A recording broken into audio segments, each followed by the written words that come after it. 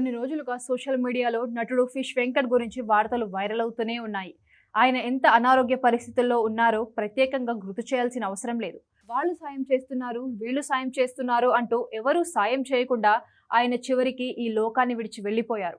పరిస్థితి విషమించడంతో ఒక ప్రైవేట్ హాస్పిటల్లో చికిత్స పొందుతూ కన్నుమూశారు ఫిష్ వెంకట్. తెలుగులో ఎన్నో సినిమాల్లో నటించారు ఫిష్ వెంకట్. ముఖ్యంగా వినాయక్ తెరకెక్కించిన ఆది సినిమాలో తొడగొట్టు చిన్న అనే డైలాగ్ బాగా పాపులర్ అయింది.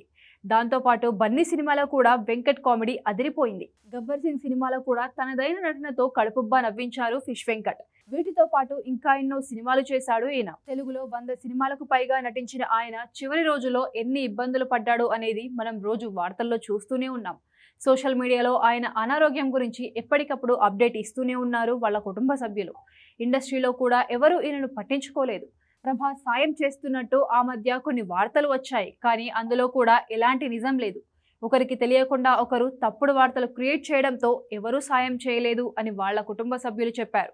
చివరికి పరిస్థితి విషమించడంతో ఆయన కన్నుమూశారు. కొన్ని రోజులుగా ఎవరైనా సాయం చేయకపోరా అని చాలా ఆశగా ఎదురు చూసింది ఫిష్ వెంకట్ ఫ్యామిలీ.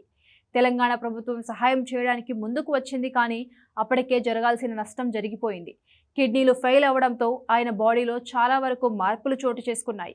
దాంతో ఆయనను కాపాడుకోలేకపోయారు వైద్యులు.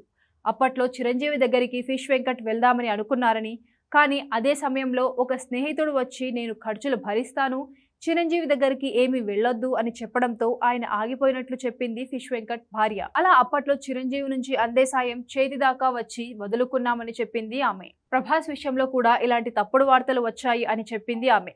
కొన్ని రోజులుగా అనారోగ్యంతో బాధపడుతూ ఆసుపత్రిలో చికిత్స పొందుతున్న ఫిష్ వెంకట్ను పరామర్శించడానికి ఇండస్ట్రీ నుంచి ఎవరూ రాకపోవడం కూడా దయనీయం. తన తండ్రి పూర్తిగా మాట్లాడలేని స్థితిలో ఉన్నాడని, 2 కిడ్నీలు పూర్తిగా చెడిపోయాయని, ఆపరేషన్కు 50 లక్షలు ఖర్చు అవుతుందని మీడియా ముందుకు ఆవేదన వ్యక్తం చేసింది ఫిష్ వెంకట్ కూతురు స్రవంతి. వాళ్ళ ఆవేదన చూసిన తెలంగాణ ప్రభుత్వం అన్నీ తాము చూసుకుంటామని చెప్పింది. ఎవరు ఎంత చెప్పినా కూడా ఆయన మాత్రం సరైన వైద్యం అందకనే మరణించారు అనేది కాదనలేని నిజం. ఆయన ఆత్మకు శాంతి కలగాలని మనస్ఫూర్తిగా ఆ దేవుణ్ణి ప్రార్థిద్దాం.